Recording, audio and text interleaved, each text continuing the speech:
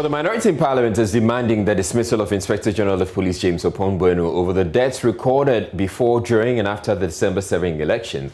Minority spokesperson on Defence and Interior James Agaga says the IGP, as head of the Election Security Task Force, failed Ghanaians. At least 5 people died in election-related violence. Mr. Agaga says the IGP's men used unjustifiable force to take the lives of harmless Ghanaians and so should not remain in office. The IGP appeared before Parliament and assured us that he was the chairman of the National Election Security Task Force. I recall vividly how the minority leader, the indefatigable Harun Idrisu, made it known to him that should anything go wrong, we are going to hold him responsible for any breaches. Now 5 people have been killed. His men targeted at innocent citizens and armed civilians and fired at them. 5 lives have been lost. He's still at post. If I were in his shoes, I would have done the honorable thing by resigning. But if he wouldn't resign, he should immediately be dismissed. Interior Minister Ambrose Derry has, however, been defending the security agencies. He says personnel at all times acted in accordance with the standard operating procedures. Mr. Derry insists, apart from the killings at Techimang, all others did not involve security operatives. What I know is that it is those cases, the specifics are that they were not at the instance of the security agencies. We expect details to be given. Where we are still looking at is the Techimang situation. But you would see the situation. What happened was that the EC official was grabbed and the agencies, the operatives there had to step in to free. They fired warning shots. Yes, if there are deaths now, our investigations to find out who really did it. As you would agree, some of these shootings are not from the security. But we keep the answer open that we are investigating. We will have to do ballistics to find out which bullets were found and who could have been handling those guns. But you do know in the places like Sabugu and Ododidio and the rest of them, these were situations that were perpetrated by non-security agencies. All the security agencies were trying to do, operators were trying to do, was to bring the situation under control. So yes, in the case of Techimang, we are waiting for a report to see to what extent those warning shots could have been this. But we also want to find out, was it within the standard operating procedures that warning shots be fired at that time? And how were they fired? All these are going to come out. So that is an open question. The rest of them, the deaths are regrettable. And I want to extend the condolences on behalf of His Excellency the President to all affected families. But the fact still remains that in those situations, we have no evidence that it was security members who did that.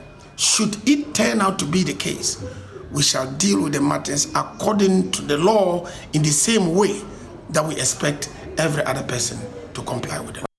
Ambrose Derry is also cautioning NDC supporters involved in demonstrations over the results of the December 7 elections. They will be dealt with if they act contrary to the law in the course of their protest. Some NDC supporters massed up at the EC's premises burning tires, resulting in confrontations with the security agencies. He says the security agencies exercise restraint, but that they will deal with protesters who misbehave. The president has been declared president-elect, and the way you should, if you think you have grievances, is to resort to due process. That is the way you should do it. It is not something that is new. We had a similar situation in 2012, and the MPP did what was expected when it had concerns about the results, and that is to go to due process.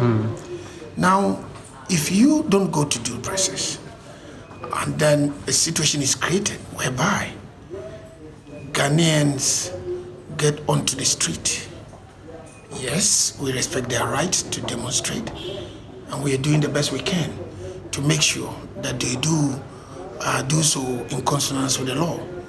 But there remains a danger that 1 or 2 people might commit offenses. And if they do, of course, the law will take its course. So that's the caution he's sending out, that yes. even as they try to protest... Even as they try to protest, they must do so within the law. And if they go and breach the law shall take its course. Wouldn't that likely further inflate tension if the security agencies crack the whip? No, the point is that what the security agencies are doing now is that you do tell them you are going on a demonstration, you agree on the route, they provide you protection to make sure that you are not attacked. And in this same way, we expect you to comport yourself in a manner that you don't put the rest of the society at risk. It's only fair that we do that. Today at the EC headquarters, for example, there was the burning of ties. There is the claim that there was the attempt to get into the premises. The police eventually had to fire tear gas. Can this continue that way, in a way that it will not escalate and probably lead to situations? I don't think it should continue that way. We've had burning of ties as one of the excesses of demonstrations. It's not new again. You recall when we had the issue of the walkways on the Medina, listen, we had that. Now, when you burn ties on the street, you are causing damage to state property. You are burning, and it will affect the roads.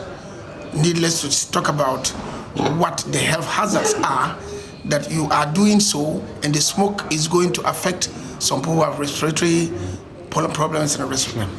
I think that it is important to emphasize that at the end of the day, we must respect democratic principles. The IGP went to court. What is wrong with that?